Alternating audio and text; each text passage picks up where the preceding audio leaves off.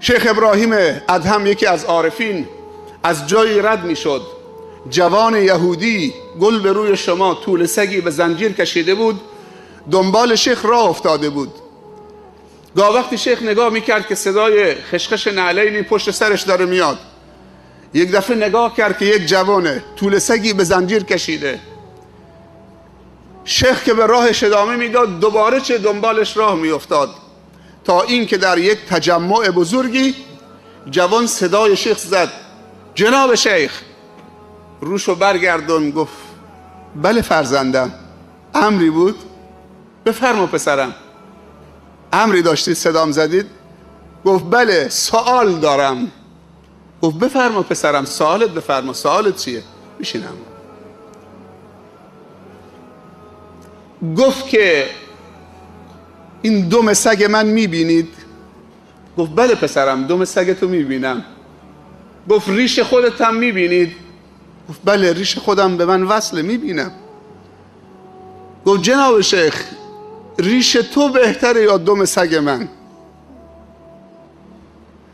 ریش تو بهتره یا دم سگ من؟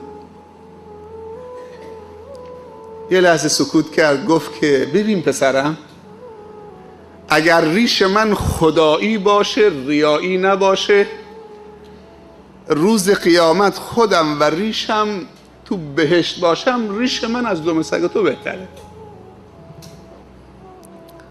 اما اگر ریش من ریایی باشه، خدایی نباشه، روز قیامت خودم و ریشم تو جهنم بسوزیم و تو جهنم باشیم، دم سگ تو خیلی از ریش من بهتره.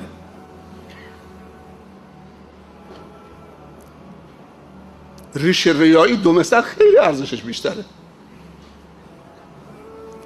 این برخورد، این منطق، این ادب، این خیرخواهی، این دلسوزی، این شفقت، این رحمت.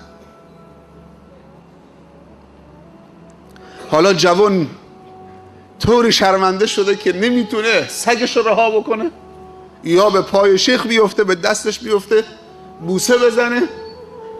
بالاخره جوان تصمیمش رو گرفت در مقابل این منطق و این برخورد و این ادب و خیرخواهی و رفتار، تسلیم شد که بگه: اشهد ان لا اله الا الله و اشهد ان محمد رسول الله.